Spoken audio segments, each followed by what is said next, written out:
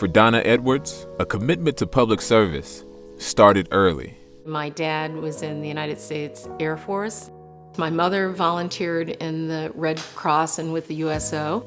And hearing my dad's experience and my mom, with him, gave us a sense of the world and our responsibility. And it also taught us about service.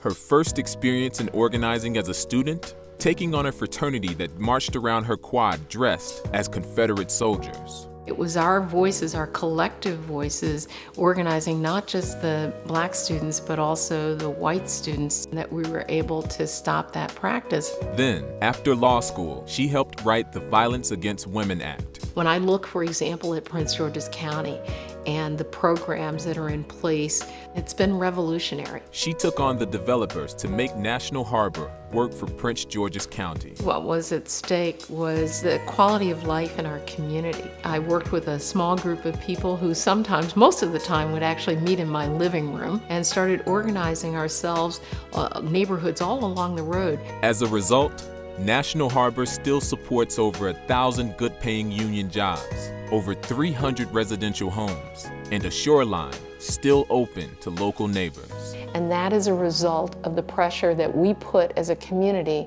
on the development and on our elected officials. Then she went to Congress, fighting for Prince George's County. Congress isn't about the big stuff.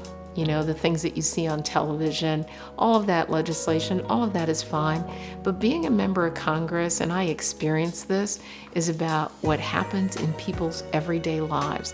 Whether it is dealing with a home foreclosure, somebody's retirement check not coming, or their disability not going through, or making sure that a veteran gets the services that they need, or that children are fed. That is the important work of being a member of Congress, and I took that really seriously. Now, Donna Edwards is running for county executive to make Prince George's an even better place to live, raise a family, or start a business.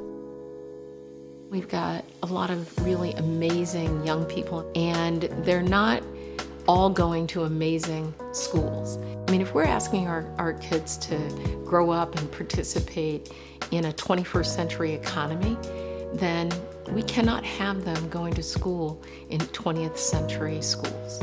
We have enough money in our school system, but we need to deploy the resources in a very different kind of way, making sure that we reduce class sizes, that we invest in classrooms and in educators and not just in administrators. We need to make sure that that education translates into creating jobs and opportunity. This is really about people's lives, and I think about some people trying to navigate a system that is very, very complex, and I think it's important for policymakers to understand that. And frankly, on a local level, there are a lot of things that we can do that can improve the health and the health prospects of our citizens. Things like community health clinics, like making sure that we have a world-class hospital. We have the fundamentals. We need to create education, jobs, and innovation to take on the challenges of the 21st century. One of the things that people know about me is that there's not going to be anybody who's going to corrupt me. I'm an independent decision maker, and we're going to create a government in Prince George's County that is transparent, that is open, and that is accessible.